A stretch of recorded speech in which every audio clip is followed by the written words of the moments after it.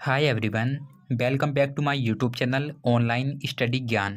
Guys, आज की video में मैं आपके लिए लेकर आया हूँ यूपी बोर्ड एग्ज़ाम 2022 का 12th क्लास का हिंदी का पेपर। तो चलिएगा वीडियो स्टार्ट करते हैं।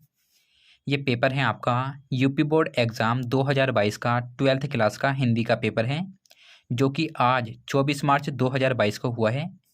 पेपर का पूर्णांक है 100 नंबर। पेपर का टाइम है 3 घंटा 15 मिनट। पेपर में टोटल पेज हैं 16। ठीक है, और यहाँ पे देख सकते हैं आप, पेपर आपका 2 सेक्शन में डिवाइड है, क में और ख में।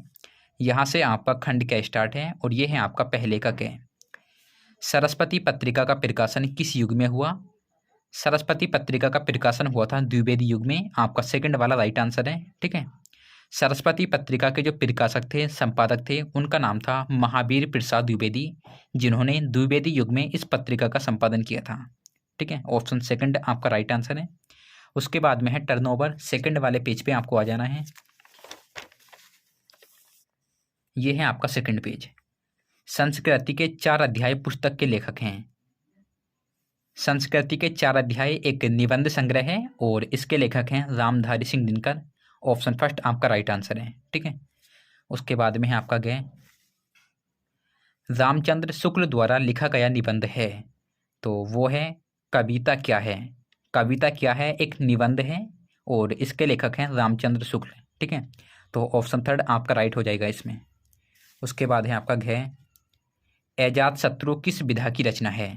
अजातशत्रु एक नाटक है और इसके लेखक हैं जयशंकर प्रसाद। ठीक है, अजातशत्रु जयशंकर प्रसाद का नाटक है। ऑप्शन सेकंड आपका राइट आंसर हो जाएगा। उसके बाद है ल अज्ञेय की रचना है। अज्ञेय की रचना है शेखर एक जीवनी। ऑप्शन फर्स्ट आपका राइट आंसर है। उसके बाद में आते हैं थर्ड पेज की तरफ। कबीरदास प्रमुख कवि हैं, तो इसमें आपका फर्स्ट वाला राइट आंसर है निर्गुण काव्यधारा के। कबीरदास निर्गुण काव्यधारा के कवि हैं। उसके बाद है ख बिहारी लाल ने प्रमुख रूप से किस छंद में रचना की है? तो इसका राइट आंसर है ऑप्शन सेकंड दोहा। बिहारी लाल ने प्रमुख रूप से दोहा छंद की रचना की है। उसके बाद है गए नौका विहार कविता का संबंध किस नदी से है? तो इसमें फर्स्ट वाला राइट आंसर है गंगा। नौका विहार कविता का संबंध गंगा नदी से है और इसके लेखक हैं सुमित्रा नंदन पंत।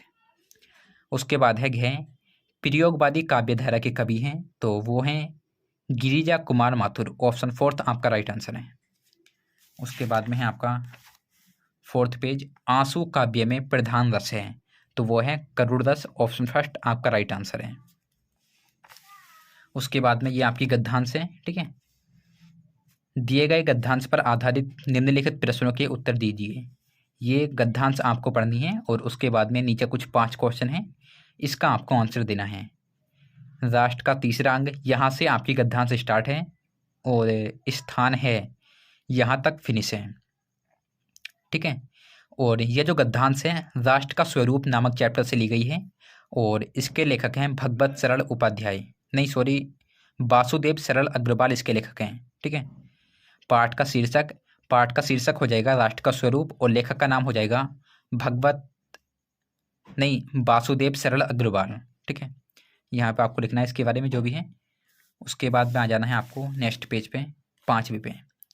अगर आपसे वो वाली गद्यांश नहीं आती है प्रथम वाली, तो आप इसे कर सकते हैं। यह है अशोक के फूल चैप्टर से ली गई है ये गद्यांश और इसके लेखक हैं आचार्य हजारी प्रसाद द्विवेदी। ठीक है, यहाँ पे आपको पाठ का शीर्षक में लिख देना है अशोक के फूल, लेखक का नाम आचार्य हजारी प्रसाद द्विवेदी। उसके बाद है आपकी पद्यांश। दिए गए पद्यांश पर आधारित निम्नलिखित प्रश्नों के उत्तर दीजिए।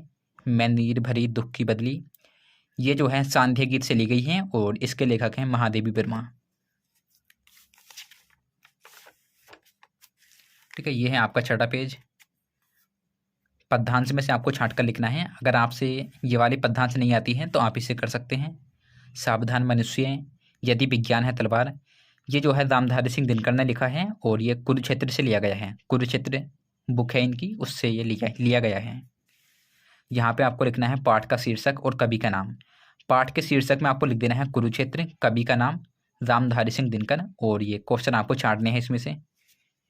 उसके बाद है आपका 7वां पेज। यहाँ पे आपको 3 लेखकों के नाम दिए हुए हैं। 3 में से आपको किसी एक का साहित्यिक परिचय देना है और उनकी प्रमुख कृतियों के नाम लिखने हैं, ठीक है। उसके बाद में इसी टाइप से आपको कवि का हल करना है। उसके बाद है आपका बहादुर अथवा ध्रुव यात्रा कहानी की कथा वस्तु का सार लिखिए 80 शब्दों में। उसके बाद में है गाइज आपका नेक्स्ट पेज, 8वां पेज, स्वपठित खंड काव्य, ठीक है। आप लोग देख सकते हैं खंड काव्य आपको जिले वाइज करना होता है, जिले का या मंडल का अलग अलग होता है। हमारे यहाँ पे जो है वो है मुक्ति यज्ञ, ठीक है। ये 9वां पेज है आपका, और ये है आपकी संस्कृत की गद्यांश। उसके बाद है आपका 10वां पेज, ठीक है। यहाँ पे आपको दिए गए श्लोकों में से किसी एक का से संदर्भ हिंदी में अनुवाद कीजिए, ये अथवा में है। और उसके बाद यह है 11वां पेज आपका, इनका आपको वाक्य में प्रयोग करना है। अकल का दुश्मन हो जाएगा कम अकल इंसान, ठीक है।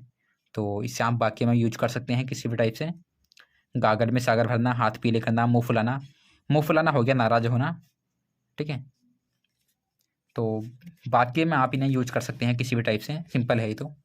उसके बाद है 10 का के, यहाँ पे आपको संधि विच्छेद करना है। पुस्तकालय की हो जाएगी पुस्तक प्लस आल्य, ऑप्शन फर्स्ट आपका राइट आंसर है इसमें।